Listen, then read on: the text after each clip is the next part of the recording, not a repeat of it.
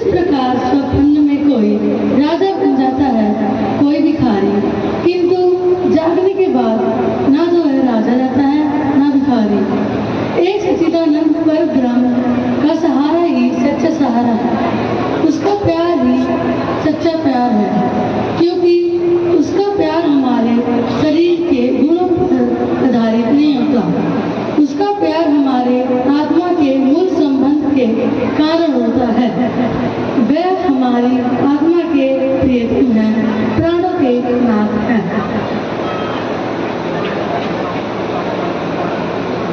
हे प्राणनाथ जी, मैं राजा राम और ये झांझन भाई।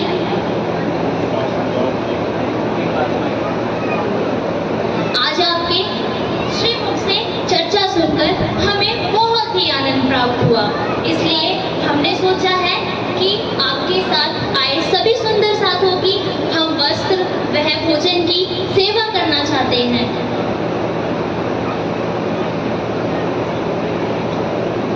हे प्राणनाथ जी, ये मेरी धर्मपत्नी और ये मेरी बेटी ललिता है। हे प्राणनाथ जी, मेरी बेटी की इच्छा है आप हमारे घर में भोजन करने के लिए पधारें और अपनी सेवा का अवसर प्रदान करके हमें धन्य करें। हाँ हाँ, ये तो हमारे लिए बहुत ही सौभाग्य की बात होगी। ठीक है, मैं आपका ये प्यार भरा आग्रह ठुकरा नहीं सकता। कल हम आपके घर भोजन करने अवश्य आएंगे।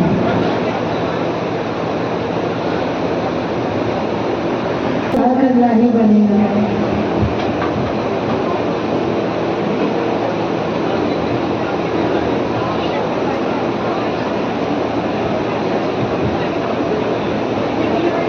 अरे बेटी, तू तो प्राणनाथ जी की कृपा से अति सुंदर हो गई। बोलो श्री प्राणनाथ प्यारे की।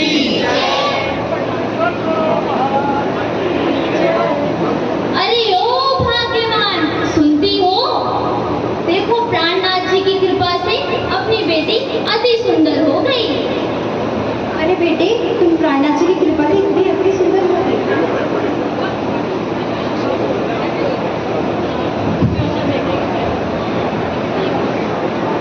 हे प्राणनाथ जी, हे प्राणनाथ जी, आपकी कृपा से हमारी बेटी को एक नया जीवन मिला। हम आपके बहुत ही आभारी रहेंगे। हाँ प्राणनाथ जी, आपकी कृपा से मेरी बेटी बहुत सुंदर हो गई। अब ये माँ इसके दुख दर्द से विवश थी। आपकी कृपा से अब ये सुखपूर्वक जीवन बिता सकेगी। अब आपकी कृपा से मैं अब इसके अच्छे घर में शादी कर सकूंगी। नहीं माँ, जब मैंने दुनिया को चाहा तो दुनिया ने मेरी खूबसूरत चेहरा देखा। अब मैं इस दुनिया के चक्कर में नहीं पड़ूंगी। मैंने निश्चय किया है कि श्री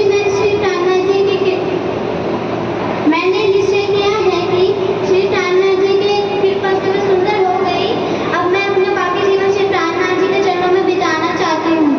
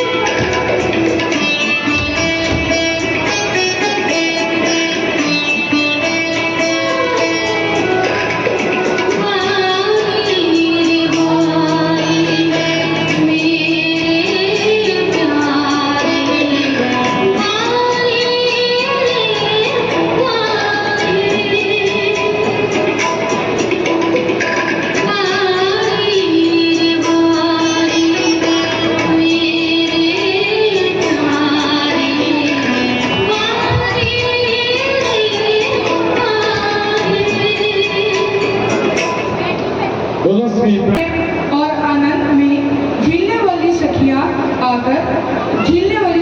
इस नश्वर जगत में आकर दुखों को प्राप्त हो गई हैं।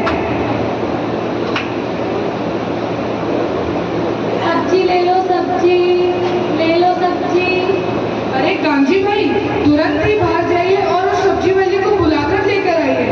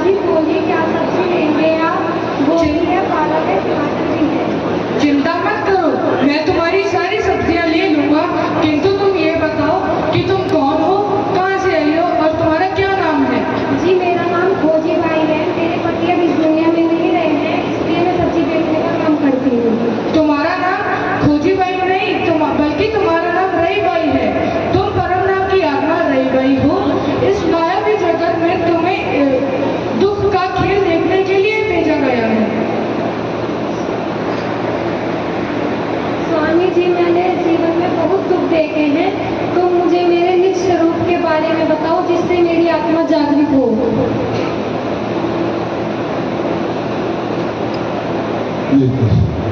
अब बैठ जा। मेरा हे सदगुरु महाराज जी,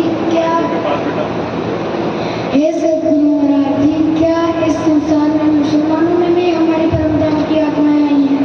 हाँ बहन आई है। राज्य के हुक्म से यह कार्य भी तुमसे ही पूर्ण होगा। खासतौर पर तुम्हें दो आत्माओं को भी खोजना है, जिनका नाम है शकुंतल और सकुमार। बोलो श्री प्राणनाथ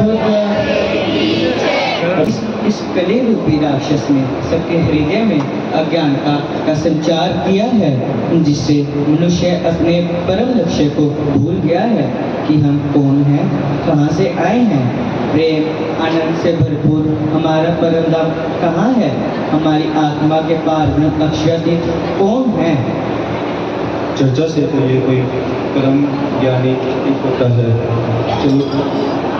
चलो चलकर मिलकर देखते हैं कि क्या ये वही मेरे सपने में आने वाले सिक्का देने वाले वही बुद्ध निष्कलंक स्वरूप अक्षातीत होंगे। अच्छा, तो 76 साल जी शिकारी का वेश धारण कर मुझसे मिलने आए हैं। अरे बाबा जी, आप वहाँ पीछे क्यों खड़े हैं? यहाँ आगे आकर बैठिए। अरे यहाँ नहीं, मेरे सामने आकर बैठिए। अरे अब आ भी जाइए, क्योंकि आप फंद में तो फंस ही चुके हैं और यहाँ से बच पाना नामुमकिन है। मुझे फंद में डाल सके इस ब्रह्मांड में ऐसा कोई सामर्थ्यवान नहीं है।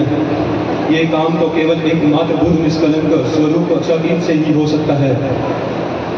12 वर्ष पहले मेरे सपने में आकर उन्होंने अपने छाप का ये सिक्का दिया था। तब से मैं उनकी सेवा कर रहा हूँ और प्रतीक्षा कर रहा हूँ। ऐसे तो मेरे पास भी कई फंद के सिक्के हैं, देखिए।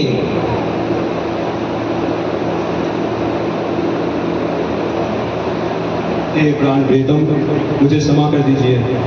मैं आपको पहचानने में असमर्थ रहा। आप मुझे अब आज्ञा दीजिए। मैं शीघ्र ही आपकी सेवा में उपस्थित होऊंगा।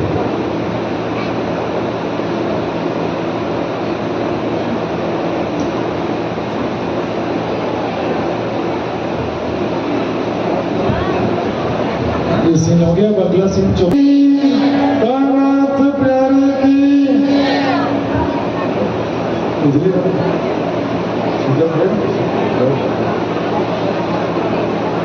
भीतर चलते द्वार में रानी मंजरी ने आए, यह पावड़ा साड़ी का अति प्रेम दिल में ले आया।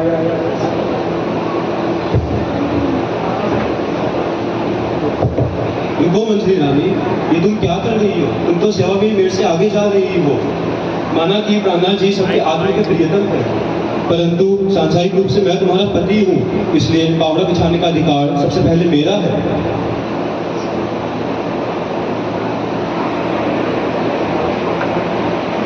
मुझे भी काश पुरुष तन मिला होता तो मैं भी इस सेवा के काबिल होती। आओ मंजली रानी, दुखी क्यों होती हो?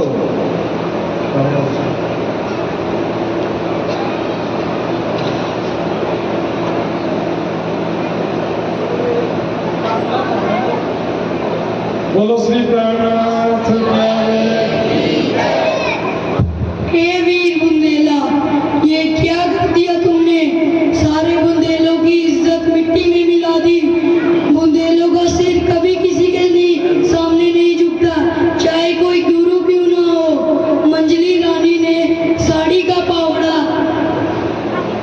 बिछाकर बुंदेलों की म्यादा इज्जत मिट्टी में मिला दी। मैंने और मंजरी रानी ने ऐसा क्यों किया?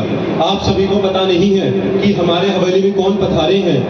ये ना ही कोई गुरु महात्मा है, ना ही मैं इनका शिष्य हूँ। ये ना ही कोई परमात्मा है, ना ही मैं इनका भक्त हूँ। ये सर अक्षर से परिपूर्ण ब्रह्म अक्षाती श्री प्राणनाथ जी है जो मेरे घर पधारे हैं। शिव शंकादि श्री नारायण अनादि इनकी चरण धूलि करने की इच्छुक रखते हैं। आदि नारायण भी इनको खोज कर थक गए और अगम कह गए। मैं ये मेरी आत्मा के प्रियतम है, जिन्हें मैं इस जगत में आकर भूल गई हूँ।